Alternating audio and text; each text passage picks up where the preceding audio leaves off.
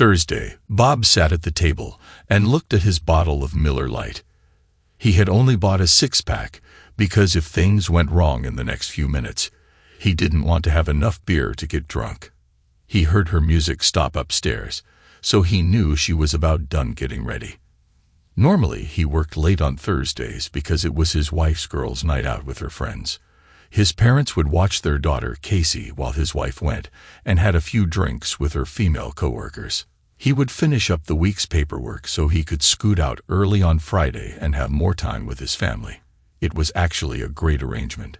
He got some control over his busy schedule, his parents got some time to spoil their 5-year-old grandchild, and his wife got some personal time to relax and commiserate with friends. At least, that was what he had thought. As he heard her moving around upstairs in the bathroom, he thought back to the lunch he had with Vicky last Tuesday. Tuesday, I got to get out of the shop more, he thought. Or at least see if they would deliver these sandwiches because they are amazing. He had taken a seat so he could watch the door and soon saw a familiar figure step into the restaurant. He noticed her looking around, so he stood up a bit and waved his arm.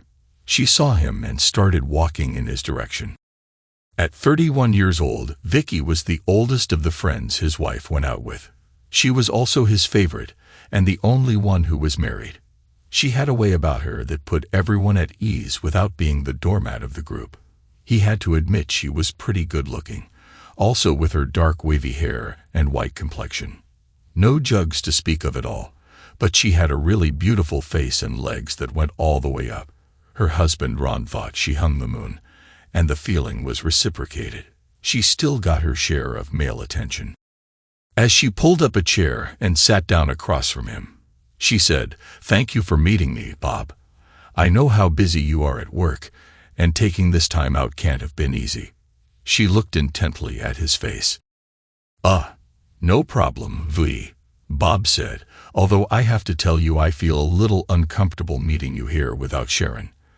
I don't make it a point to have lunch with pretty ladies that I am not hitched to, but you said it was about Sharon, so I'm all ears. I am guessing you want to surprise her for her birthday next month." He was not expecting to see the sad look on her face when he mentioned having lunch with her. He was also surprised to see her face fall more when he mentioned Sharon's birthday. "What's up?" Bob asked. "I know you and Sharon love each other, and I have seen you together enough to know that what you guys have is special. So it is only because of this that I am coming to you. This may end up ruining my friendship with her, but if you can save your marriage, I'm okay with it. There is no easy way to say this, but Sharon has been seeing someone for the last 3 months."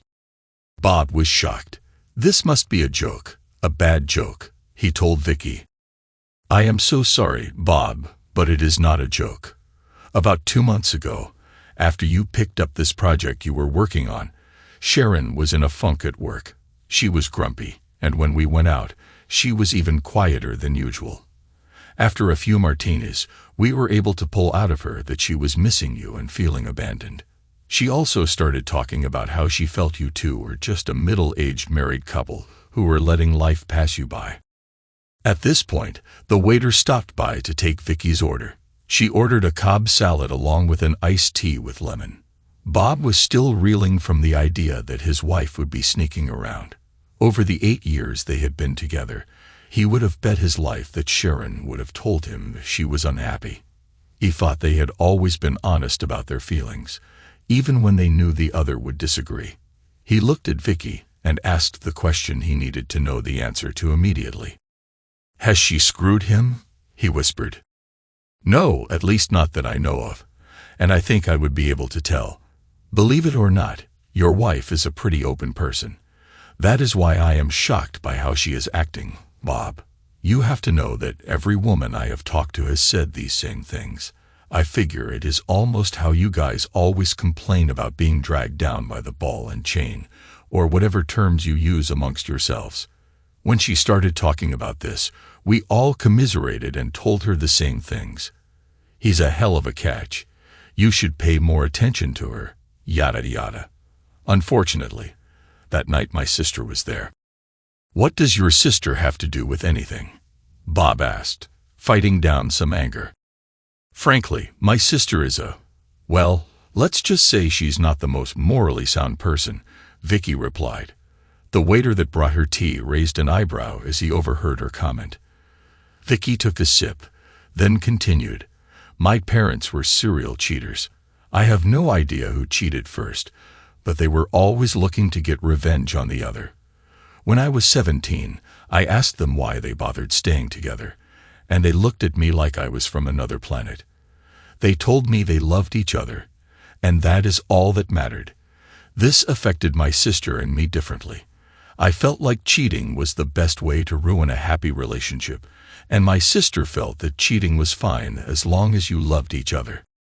I love my sister, but she is such an idiot about things. Anyways, back to the story. My sister Jerry made the comment that if she wasn't getting romance at home, maybe she should try finding it somewhere else. I told Jerry she was wrong, but Hannah and Gail started talking about the best way to pick up a guy and how to keep it secret. I think for those two, it was purely an academic conversation, especially since they aren't married. At the time, Sharon said she would never go behind your back, but I think my dumbass sister planted a seed in your wife's head. Why do you think that? Bob asked. Now that he wasn't sure she had slept around, he was beginning to process more information. None of this was fun to hear, but he had always believed that knowledge was power. Because the next week, Luke Jonas and his crew showed up at the Red Horse Saloon where we were drinking. Sharon says she didn't invite him, but she did mention to him that we were going to try line dancing that night. It was actually kind of fun having more people try something new, and it would have been great except for Luke. Now he had a name. Knowledge is power. Tell me about this, Luke, Bob growled. Vicky smiled a little at the tone of Bob's voice. She continued, Luke Jonas is the company Romeo. He takes a run at every female, and any who give him the slightest interest find themselves the recipient of his charms. He doesn't care if they are married, or even if they are particularly good-looking. He just likes the chase. Your wife shot him down early on, and he never pushed until that night. Now he is chasing your wife, and she is running instead of standing her ground and putting a stop to it. It is an open secret that if Luke gets any more charges of harassment brought against him, he is fired. She could end his advances, and she isn't. In fact, they have been regular seatmates at the cafeteria for the last couple of months, whispering and giggling. I have tried talking to her about this, but she just gets angry and tells me they are friends and that Luke listens to her and understands her problems. I asked her if she would act like this if you were sitting across the table, and she had the decency to blush. Then she got mad and said something to the effect that you wouldn't even notice. After that, I backed off and decided to keep an eye on her. They seemed to cool it off at work, and I thought that things had run their course until 3 weeks ago. Vicky's lunch came at this point, and she started eating it while looking at Bob for a reaction. Bob took a long drink of his lemonade, but didn't taste it at all. His chest cavity felt empty, and his eyes didn't want to focus. He was wondering how she could think that he wouldn't care about her flirting with another man. He knew he had never been overly jealous, but that was because he loved and trusted his wife. As for not noticing her, he wondered if he had been that distant. With this work project, it was going to be a huge payoff, but maybe he had taken it too far. He wondered what had happened 3 weeks ago. Did he really want to know? They ate in silence for the next 5 minutes or so while he tried to process what she had told him. He was angry, no doubt. There was no reason for her to be so tight with another man, but he could almost see her logic. If he had been more attentive, then maybe this whole thing wouldn't have happened. Also, other than not telling him about being so flirty with this guy, she hadn't actually lied to him. Lies of omission, sure enough, but so far he could overlook her behavior and work to fix this. He would talk to her and get her side of the story. As long as she was honest and agreed to stay away from that jerk, they could move on.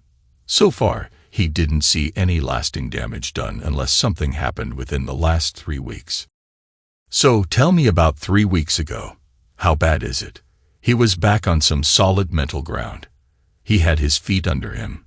He could work with this. She looked at him with sympathy. "This is where it gets rough, Bob. 3 weeks ago, we all ended up at the Red Horse Saloon again for line dancing. Luke and his boys showed up, and we were all dancing together and having a good time. Sharon had been drinking a little more than she usually does. Luke had been buying her drinks all night and was getting quite tipsy. I went to the bathroom with her, and she was more out of it than I realized. When she came out of the bathroom stall, she had her panties in her hand and put them in her purse. I asked her what that was about, and she said she wanted to feel free. Well, she was almost drunk, so I chalked it up to the alcohol and helped her back to our table. I started rounding up Hannah and Gail to take Sharon back to my house so she wouldn't come home too drunk when I noticed that Sharon and Luke were bumping and grinding on the dance floor. The line dancing was done, and it was just a jukebox for the rest of the night. I saw her panties in her hand, and she put them in Luke's pocket as the song ended. Unfortunately, so did everyone else. There were catcalls from all over the bar, and Luke was grinning like a Cheshire cat.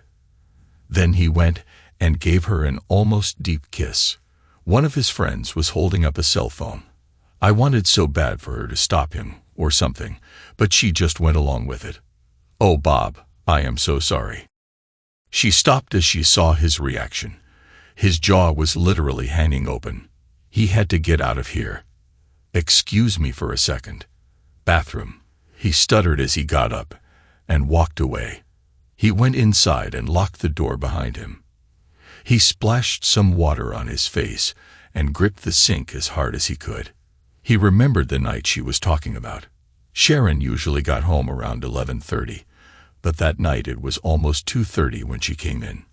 Vicky had called and told him that she was staying at her place for a while because she had had too much to drink. She would call a cab for Sharon when she was more sober. This had happened a few times before, and Bob had always been relieved that Vicky and the girls were so responsible about not getting a DUI. He always thought that getting a little blitzed was part of the fun of going out and cutting loose. He honestly wasn't mad about it.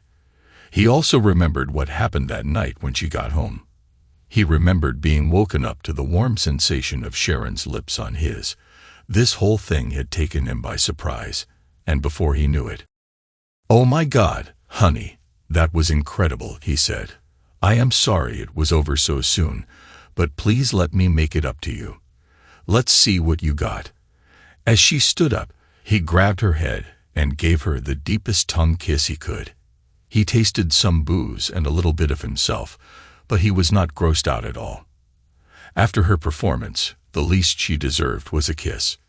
He broke their lip lock and started kissing the crook of her neck. She always giggled and squirmed when he would do that. He traced her collar down to between her jugs. He had heard that some women had really sensitive, but Sharon was not one of those. That was fine with him, though, because after 8 years together, he had found a few other places on her body that would excite her. He let his tongue drift slowly all the way down through her narrow strip of hair and between her swollen lips. He pushed her onto the bed. "Please, baby, make love to me," he said. He could feel her body tensing up.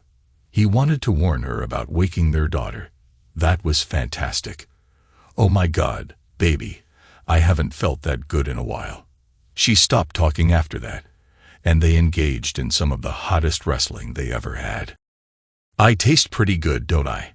she said as she broke from their kiss. "Sweetest thing ever, baby," he replied. "But don't think we are done. You started something that I now have to finish." He smiled. This was turning into the best night ever. "Screw me, lover," she growled as she looked at him with lust-filled eyes. Tonight, he had a beautiful woman who wanted him to take her. They both had an amazing time. He snapped back to the present. Now he was shaking with rage as he felt that she got all worked up over her boyfriend and came home to take it out on him. Damn, he thought.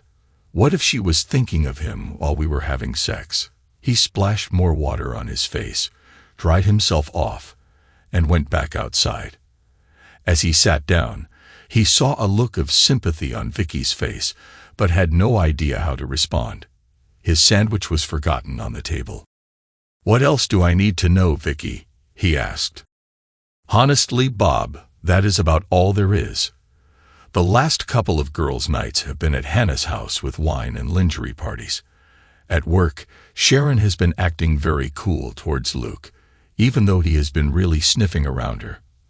I had thought that it was done, but just yesterday I saw them talking. They shut up when I came around the corner, so I have no idea what they are up to. But I am done with it. I figured you need to know, and maybe you can do something since she is not listening to her friends anymore." The waiter came to bring us our check. He grabbed it before she could touch it and started fishing out his credit card. "I want to see these guys in action together, and maybe scare them straight," he said. "Sharon says you guys are going to the Red Horse Saloon this week, so this Thursday when you guys go, I am going to show up and observe from across the room." He stopped talking abruptly as he noticed the horrified look on Vicky's face. "What did I say wrong?" he asked. "Bob, Hannah has a doctor's appointment early in the morning Friday, and Gail is going to see her brother in Florida. If Sharon is going out Thursday, it isn't with us." She reached across the table and grabbed my hand. "I am so sorry, honey," she said sadly. "I know better than to ask if you are okay.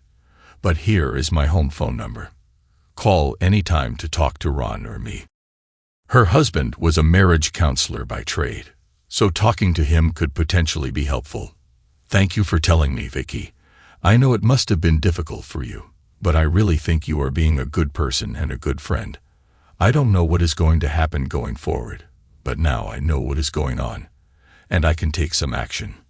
Thank you again." As he thanked her, he stood up to leave, signing the credit card bill and walking out. Wednesday, today was a breakthrough on the project Bob had been working on.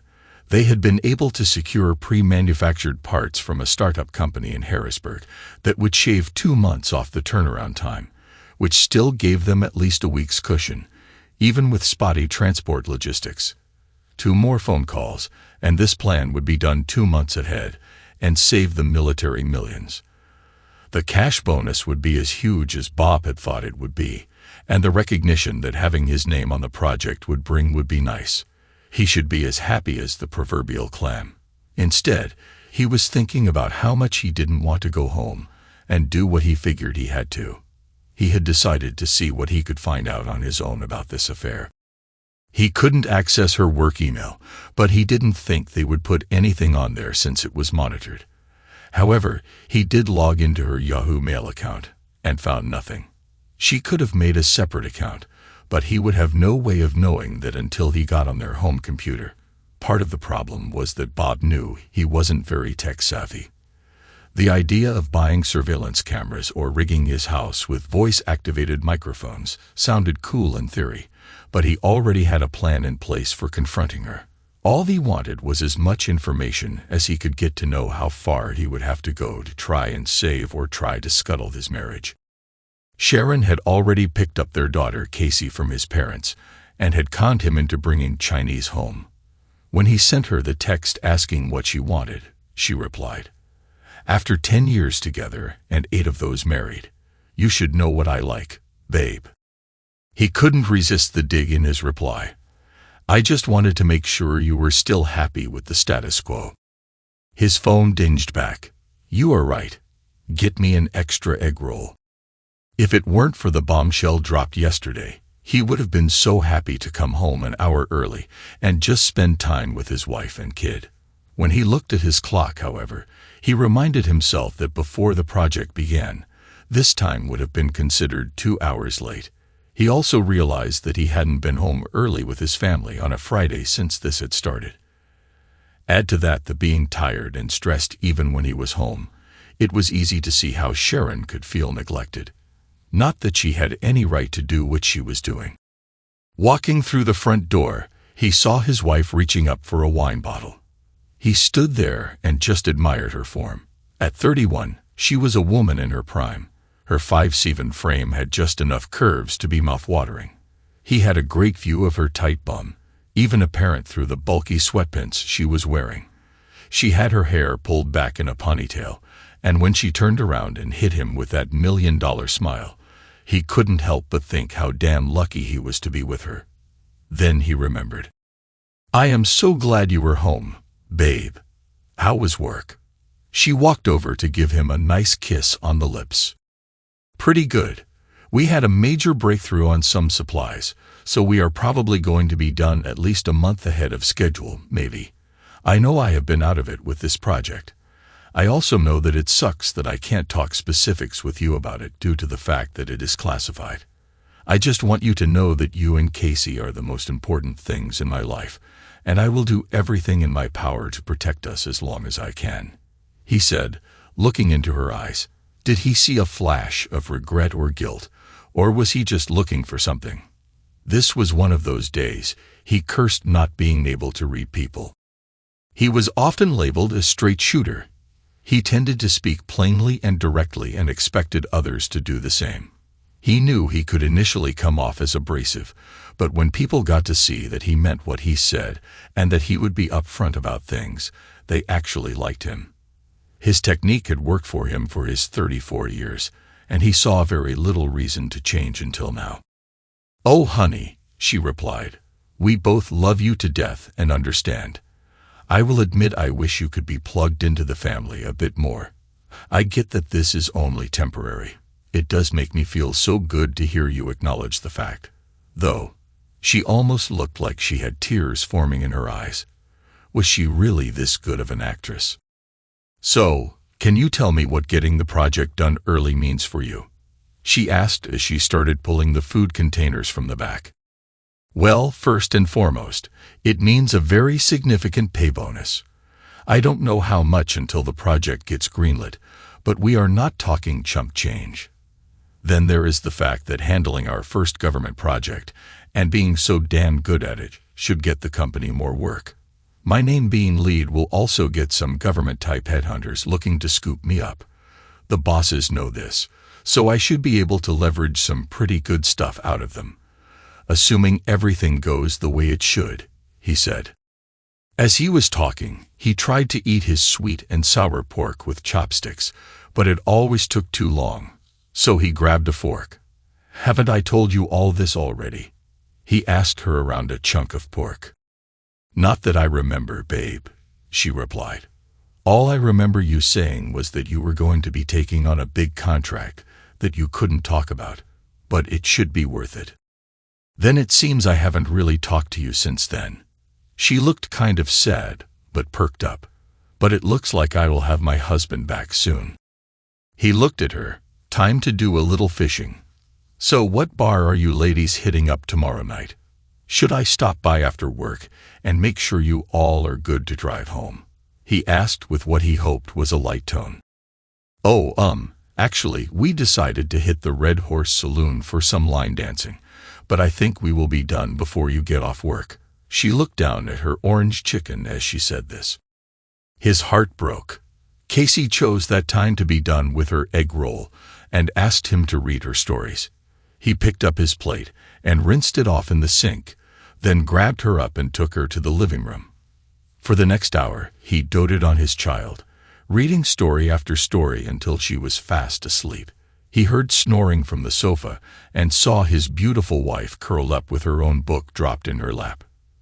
He picked up his daughter and walked her upstairs to her bedroom. He put her into her bed and tucked her in. His eyes started filling up with tears as he thought about what the next days were going to bring. He wanted her to remember these good nights with her mother and father, and not the rough nights that were likely on the horizon. Wiping away his tears, he walked back downstairs to the couch where his wife was asleep. He kissed her lips gently and pulled a blanket up over her so she wouldn't get cold. Then he went looking for her phone. He found it plugged into the wall on the nightstand in their room. He swiped up, left, and right to unlock it, and started looking through her texts. It didn't take long to find what he was looking for. Scrolling back, he saw they started about 3 months ago. "Hey pretty lady, it was fun seeing you girls out dancing last night." "Same here. Bob works late on Thursdays, and the in-laws wash the rugrat, so we can have girl time. Your hubby is a good guy, letting you get out of the house every once in a while. Yes, he is great. For the next few weeks, all the texts were pretty harmless. Then this exchange. Vicky read me the riot act today about our lunch breaks. I was pissed, but she has a good point. I don't want people to get the wrong idea about us. It is just harmless talking. We aren't doing anything wrong. She asked if Bob would be okay with how we were acting, and that made me think that we are maybe sending out the wrong vibe. Besides, I don't need to be sharing all my problems with another guy. I am going to try to talk to Bob. I understand, but if you can't get his attention, you know where to find me. I will even buy you dinner if needed, just as friends. Bob didn't remember her trying to talk to him about anything, but that also could have been the time that he found out they needed what was essentially food-grade stainless steel for the application. He spent days trying to track down a supplier that could manufacture the quantities they needed. During that time, you probably could have dropped a bomb on him, and he wouldn't have noticed. So far, all the texts were harmless from her end. He figured it was pretty obvious that Jackass was playing her, though. How could she not see this? He scrolled down to see the next set of texts. You need to give those back today. What are you talking about, smiley face? You know damn good and well. My friends are so pissed at me right now, and I don't blame them. If Bob finds out how much of a 304 I was acting like, he may leave me. So, you don't want me to show him the video, smiley face. What video? You can't let anyone at work see that. Sam was there, and he took a video on his phone. I will make sure he deletes it. You will owe me, though, smiley face. Fine, I can't lose Bob, not after last night. What happened last night? It is really none of your business. Was he pissed off you got home late and drunk? Lol. Oh hell no, let's just say there was some serious world rocking going on and leave it at that, smiley face. So, some dirty dancing with me got you all worked up for your hubby, huh? You should be thanking me, smiley face. You were being a jerk. Last night was off the charts, and it was because Bob and I love each other. Now give me my panties back, and make sure that damn video gets erased. That sentence makes me sound like such a 304. Bob deserves better than me. No, he is lucky to have you. He wasn't there to keep an eye on you, was he? I'm sure he is a great guy, but you go out by yourself a lot. I don't need anyone to keep an eye on me. Just be the friend you claim you are, and take care of what I ask, please. Sorry, of course I will help you. And then I'll let you buy me dinner, smiley face. Just make sure no one sees that video, and I will do whatever you want. Nothing until last Monday. I heard ladies' night was canceled. How about that dinner, smiley face? Not a good idea. So sorry. Oh, come on. Hubby is going to be at work, and the girls are leaving you alone. One night out with a friend, and we can chat about stuff like we used to in the cafeteria. Besides, you owe me, smiley face. Fine, I will meet you at the Red Horse at 8. Nope, smiley face. Meet me at the TGI Fridays in the Sharon Hotel. They have great drink specials, and I don't want to be yelling over a bunch of drunken idiots. I will be getting a room in case we drink too much. Fine, but this is just a couple of friends having dinner, and I do owe you for making sure that video never got out. Got it? It's bad enough that people from work heard about it. Don't worry about it. I watched Sam delete the video, and soon someone else will do something scandalous, and you will be fine. See you at 8. There it was, probably the end of a marriage. How many times do you see your wife accept a date with another man at a restaurant or bar in a hotel? How can this possibly go well? How could she possibly think that sex wasn't on the table? He closed out the text messages and plugged the phone back on the charger. He got undressed and slid into the bed alone. Sleep was a long time coming. Thursday, she came down the stairs wearing her little black dress that she always wore when they would go out on their dates. She looked beautiful. She stopped at the bottom of the stairs as she saw him sitting at the table. "Oh, Bob, I didn't expect you home this early today, babe." She looked kind of pale. "We need to talk, Sharon," he said with almost no emotion in his voice. "This is probably the most important talk we will ever have. Please have a seat." She sat down. She looked scared. She went to hold his hand like they would normally do, but he pulled it away. "I know that there is no girl night out. I know that you have been seeing Luke Jonas behind my back," he started. "Bob, please let me explain." She was cut off abruptly by him slamming the table with his fist. "Damn it, Sharon, listen to me," he yelled. "You don't get to talk until I have said my piece." She cowered back and started to cry. He looked impassively at her and continued, "As I was saying, I know you have been cuddling with this Luke at lunch. I know you have been dancing with him at the Red Horse Saloon. I know you took your panties off and gave them to him after some sexy bump and grinding on the dance floor. I know the only reason you jumped me 3 weeks ago was because you were all worked up over him. I also know that you were going on a date with him tonight at a restaurant in a hotel where your boyfriend will have a room ready. I don't know if you have slept with him or given him a blowjob yet. I am not sure what would have stopped you if you haven't." He paused, trying to get his anger under control. "Sharon, you lied by omission to me about Luke. You lied by omission to me about your pantyless dancing, and you lied to me about going out with the girls. Frankly, I am tired, and my trust in you is broken. I am not sure I even want to work on this marriage anymore. Your actions make me think you don't care about this marriage anymore. So I will give you 3 choices." He held up a finger. "Choice 1, you walk out that door and go see your whole boyfriend. Even if you don't sleep together tonight, this choice will end our marriage. 0 chance of me wanting to save it." He held up a second finger. "Choice 2, you and I sit here all night, and you try to convince me to work on staying married to you. You will have a hard sell because I am not inclined to trust a single word out of your mouth. However, you might be able to do it because I do love you, and we have a child to think about. I would say you have a 50% chance of me working to save this." He held up a third finger. "Choice 3, you take me to see your Romeo tonight. You tell him to never talk or contact you again in front of me. Then you let me and him talk for at least 15 minutes out of earshot.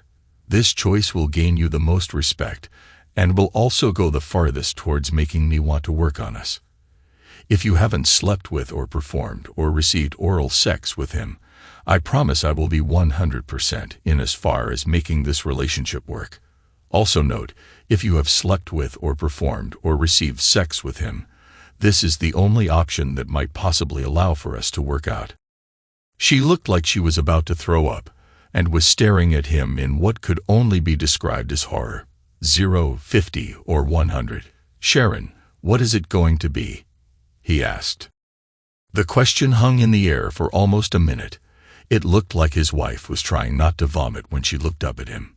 "Bob, I am so sorry about everything, and I desperately need to talk to you.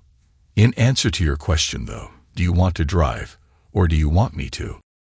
Well, that was unexpected. He really did think she would walk out on them to love her boy. He thought for sure she would sit there all night trying to make excuses for her behavior. Bringing him to see her a hole really did win her some points. She was still in the red, though. He picked up his keys and followed her out to his car. He opened the door for her out of force of habit, and she almost started to cry. As he was pulling out of the driveway, she looked over at him. "I really screwed us up, didn't I?" she asked in a small voice. "Yes, Sharon, you really did," he replied, keeping his eyes on the road. "What can I do to fix it?" she asked. He thought for a bit. He had a couple plans he was formulating. "Well, first thing, complete honesty from here on out. I shouldn't have to say this, but apparently you think it is okay to not mention things I should know or out and out lie to me. Along with that, you are going to have to find a way to make me believe what you are saying. I don't know how you plan to do that, but frankly, I am not the one who ruined our trust. Another thing I don't feel I should have to mention, but I'm going to. He is dead to you if we stay together. You do not talk to him during work. You do not ask him how his date is going. If he shows up at a bar you are at, you leave. If you cannot leave, you call me immediately. You do not accept drinks or gifts from him, no matter what he says. He receives no interaction from you. Next thing, when we get back from tonight, you are going to tell me everything, even stuff you don't think I want to hear. I understand that I have been consumed by this project, so I will take some blame. If you have hard feelings for me, then let me know. And the last thing for now, plan on making time for marriage counseling sessions. If you want to pick the counselor, feel free to do so. Maybe Ron can suggest someone. This is contingent upon certain information, however.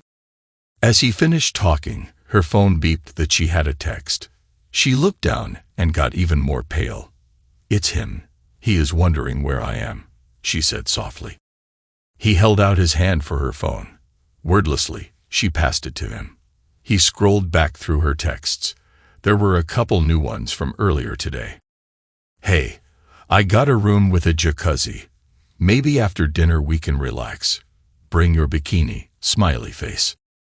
You are not going to be able to get me drunk enough to get into a hot tub with you. I am not bringing a bikini. We will have to see. You know how you get when you are drunk. Maybe you won't need a bikini, winky face. And then just now, where you at? I got a glass of wine waiting for you. He texted back, running a little late. I got a surprise for you. You brought your bikini. Excellent. He handed the phone back to his wife. She read the texts and just hung her head. You know he is not helping your cause, right? Just the text from today makes it sound like you were going to hook up with him tonight. How bad will it look if I scroll back farther? He said. Of course, he knew exactly how bad it looked. I guess I should ask, do you think that your text messages today were inappropriate flirting? Can you see how these exchanges have killed all the trust I have in you? He heard her sob. Bob, I swear I only planned on having dinner tonight. I never planned to sleep with him. He couldn't help it. He looked at her like she was an idiot. Did you plan on giving him your panties after getting wasted and bumping and grinding with him a few weeks ago? He didn't think it was possible for her to get any more pale. He was wrong. Sharon, we are almost there. You should probably do something with your makeup and think about what you are going to say to Luke. Oh, and don't drink the wine. She pulled the visor down and got a tissue from the glove box. She started pulling herself together and stopped sobbing. As she started putting on her mascara, she asked in a more normal tone of voice. Bob, I can see why you think Luke was playing me. Hearing you talk about it makes me think he was. But Bob, how could I have not seen it? I know my recent decisions don't show it, but I am not a dumb little girl. I have fended off better looking and more sophisticated guys than Luke. So why did he get to me? That right there is one of the reasons I have a tough time believing anything you say, Sharon. You are a beautiful, intelligent woman who should be able to see this for what it is. That is why I have to wonder if you were going along with it willingly, he replied. Add to that the fact that you were at a bar with this guy and lied to me about going to dinner with him tonight. No wonder you were so angry and hurt. Her color looked to be coming back, and her voice got a little stronger. Okay, I screwed this up, and now I have to find a way to fix it. Thank you for giving me a chance. She wanted to give him a kiss, but he turned his head at the last minute and let it land on his cheek.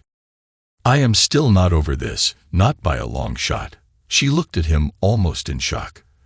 They were normally pretty affectionate. I hope we can get back to that. What do you want me to say to him? She asked as they turned into the parking lot of the restaurant.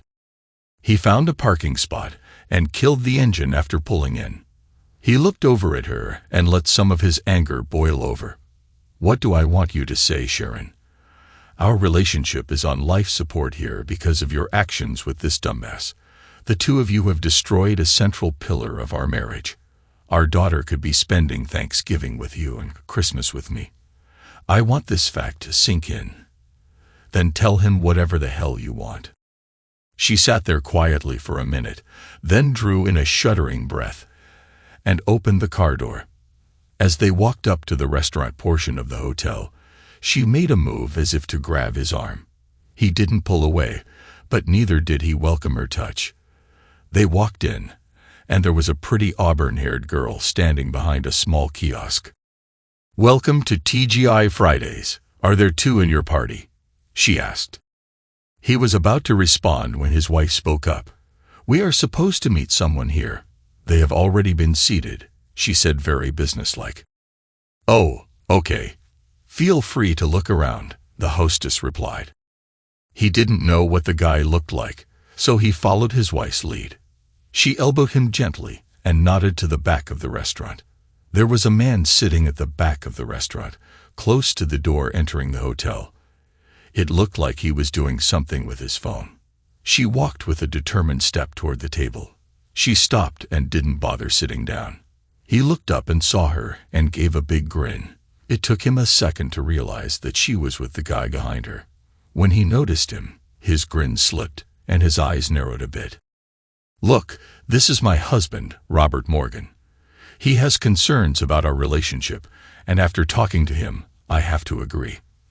For the first time in our marriage, I have given my husband reason to doubt my fidelity. I will be working hard to repair the breach of trust I caused by my relationship with you. From this point on, I want nothing to do with you. You have no reason to call me, text me, or otherwise try to communicate with me. I acknowledge my part in letting our relationship get to this point. Now I choose to end it. My husband knows about my reprehensible actions at the Red Horse Saloon. I will be doing everything I can to save my relationship with my husband, including informing HR first thing tomorrow about the entire situation. I will tell them that any attempt to talk to me about anything not directly related to our work will be considered unwanted attention. Now I am going to sit at the bar while my husband has a chat with you." As she turned away, she planted a huge kiss right on him before he could react. She looked into his eyes for a second. "I am so sorry," she whispered. He couldn't help but check out her bum as she walked over to the bar. That went better than expected. As he slid into the booth across from the disconcerted playboy, he couldn't help but size him up a bit. Dark hair, thin build, and dressed to perfection. He guessed he would be considered attractive, but he had never been good at looking at guys. He was probably about as tall as him, although it was tough to tell because he was seated. He couldn't help but notice that the guy kept glancing at the glass of wine that was sitting across the table from him. This almost confirmed his suspicions. This was the time to play it cool. He knew roughly what he wanted to have happen, but he was having to make some of this up as he went along. Thinking on his feet was not one of his strengths.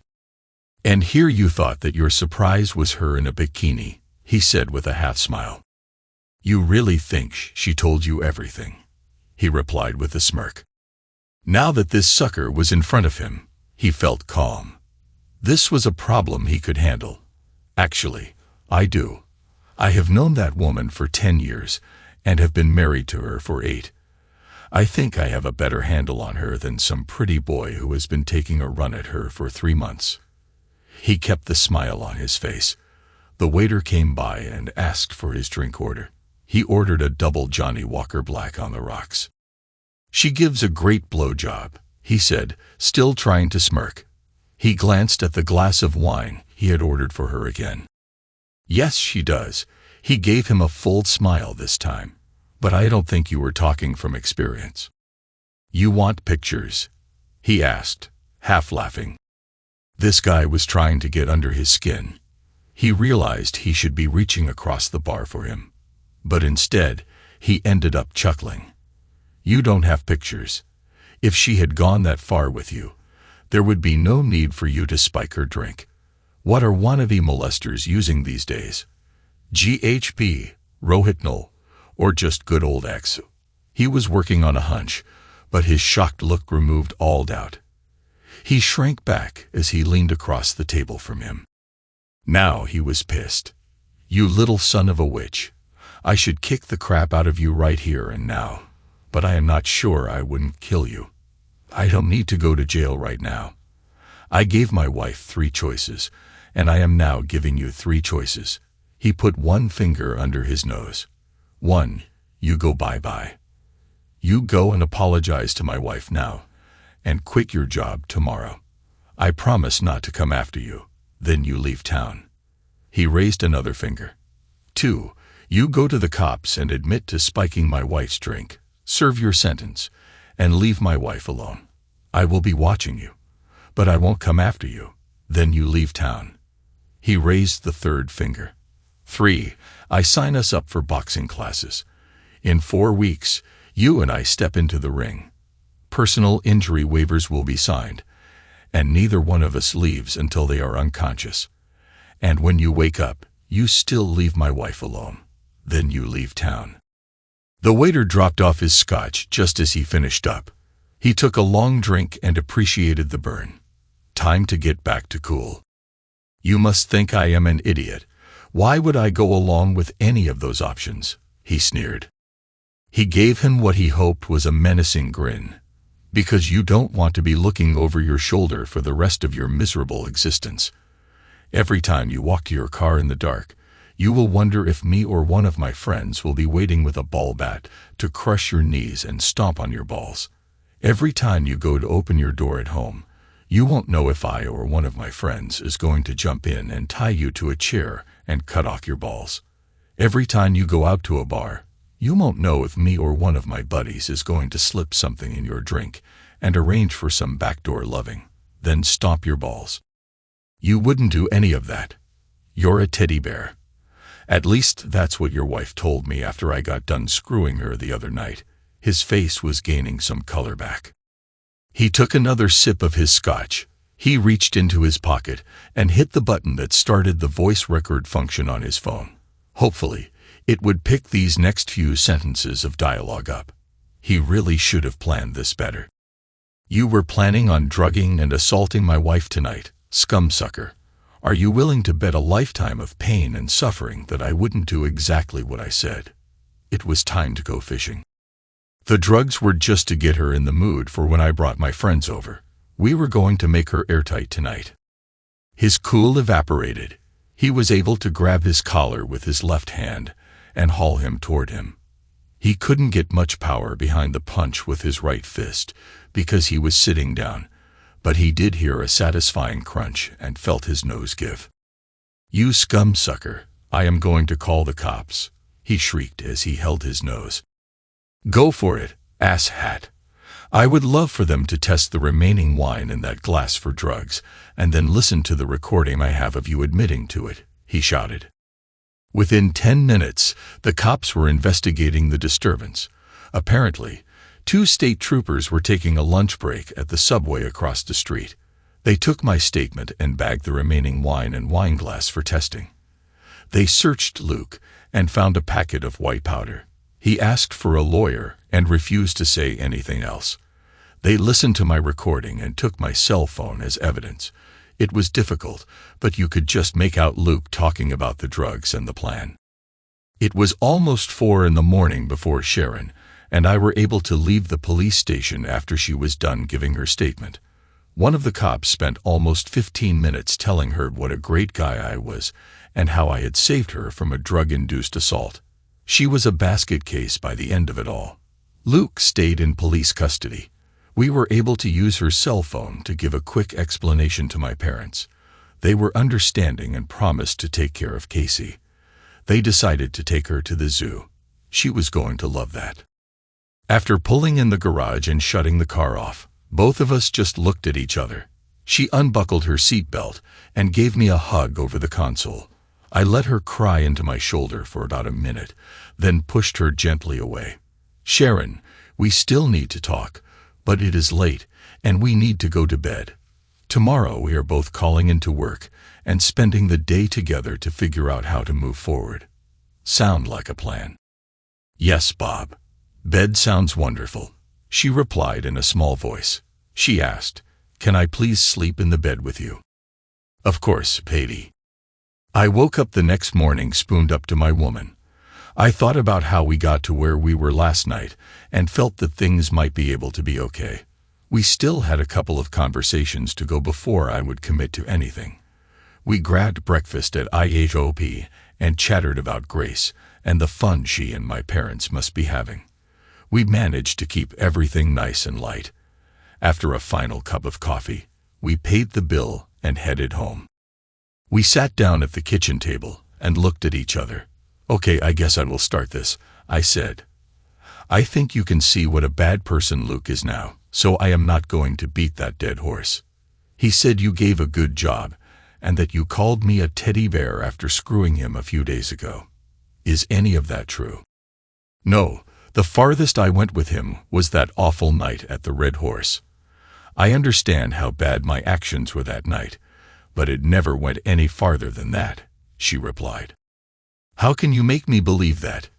You lied about going to see him last night, and you lied by omission about that night at the bar and your entire relationship with him." I felt it was time to get all the cards on the table. "I have been racking my brain trying to figure that one out, and I think I might have something." "What about a polymer test?" she asked. Polymer test? Did she mean polygraph? I had to smile a little bit. "You mean a polygraph test, a lie detector test?" She nodded her head. "Yes, make an appointment and ask me any questions you want. Just tell me the time and the place." The sincere look on her face was so adorable. I know that those tests are not 100% accurate, but I would feel a lot better if she came up telling the truth. I will see what I can do. It might take some time to get it set up, but that is a good idea.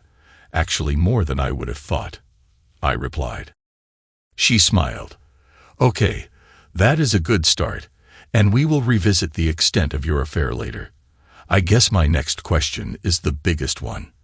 This is the one that hurts me the most and the one that has the biggest impact on our relationship. How do we go forward? You being ashamed and not telling me about the panty incident I can understand. I don't like it, but I can understand it. I have a tough time dealing with the fact that you got real close with another guy without telling me. But if you thought it was just a work friendship, I can kind of see that. What I can't understand and what makes me want to just walk away before I get hurt again is when you told me you were going out with the girls and you were going to meet him for dinner. A 100% direct lie. Forget about the consequences. You broke my heart when you told me you were going out with the girls." I know my eyes were watering. I couldn't help it. "Bob, all I can do is tell you my mindset at the time. First, let me say that I am so sorry for lying to you about everything. When you took this project for the first time since we have been together, I felt like I was in second place. I am not blaming you or your work. I know why you took it and why it was so important to you. I am just telling you how I felt. I started feeling down, and then Vicky's sister said something I couldn't get out of my head. She said to look for romance someplace else. I never took that to mean that I should cheat on you. I took it to mean that while you were preoccupied with this project, it would be okay to find what I was looking for somewhere else." Enter Luke. I didn't realize it fully, but he was filling the desire I had to be special. He asked me about my day. He asked me about my kid and family. We talked about hobbies I thought were cool. Basically, when we were talking, it was about me. She took a breath and studied my face for a reaction. I don't think I gave her one. When Vicky took me to task for how it looked at lunchtime, I realized what I was doing. I was using Luke to get what I felt I couldn't get from you. And honestly, I did cool it off. At the time, I thought he was just being a friend, but I wanted to get things right with you. The night that things got crazy, I didn't invite him or his friends. I got there early, and they showed up before the rest of the girls. Luke was buying drinks for everyone, including me. I ended up getting as drunk as I have been since we have been together. I did some stupid and shameful things, of which you are aware, but then we had some pretty mind-blowing sex, and that confused me even more. How could I be such a 304 without you there, and then have it turn out to be so wonderful with you later? She got up and grabbed a glass of water. After drinking half of it, She sat back down and continued. Then came damage control. I knew you would be pissed about what I did, and rightfully so. If you got drunk and kissed another woman on a dance floor, I would go for your balls. I even knew it would be worse because we had such a hot session afterwards. You would wonder if I was thinking of something or someone else. So, I made another one of my many mistakes. I tried to use my friend Luke to help cover it up, and supposedly he did. He made sure I knew about it. So here I am owing a favor to my friend who only wants to take me to dinner on a night that my usual friends are unable to make. I am still lonely because I don't think you are going to be home until late. So in a moment of stupidity, I screwed up. And I am so sorry. Our relationship has always been based on trust in each other. I screwed up. Tears were running down her face at this point, even though she wasn't sobbing. Hell, I thought. I got up and gave her a hug. I put a long kiss on her. Pulling away, I had to say something.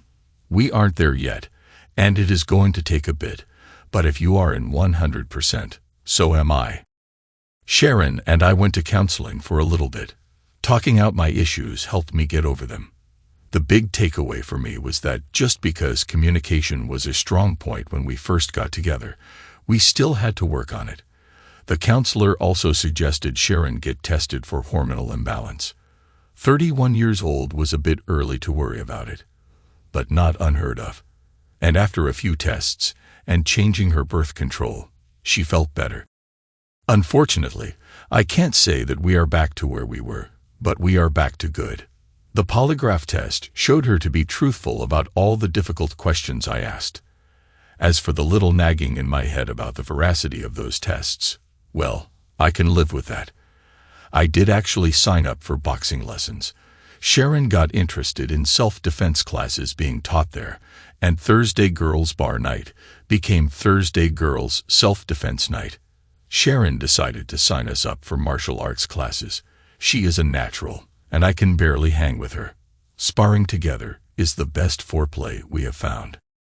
The project came in 6 weeks ahead of schedule and under budget. My company is now playing with the big boys when it comes to government contracts. They tried to move me to a vice presidency position, and I turned it down because it required too much travel. Instead, I basically created a special projects division, and now head that. It came with a new office and executive assistant. My new executive assistant has the nicest bum and a megawatt smile. So far, no one has complained about me and my wife working together. As long as we make money, I don't think anyone will. Most of the $38,000 bonus for my initial project went into the college fund for Casey. However, I kept enough out for an all-inclusive resort week with my wife.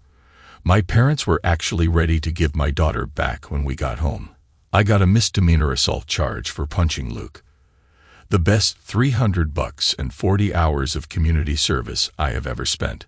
Luke got 3 to 5 years for attempted assault and possession of a controlled substance. The white powder was GHB. He also got the crap kicked out of him when he was walking to his car at night. No, it wasn't me. Apparently, Luke had done the date assault drug trick before, and one of his victim's brothers caught up with him. The guy got 2 to 3 years for felony assault.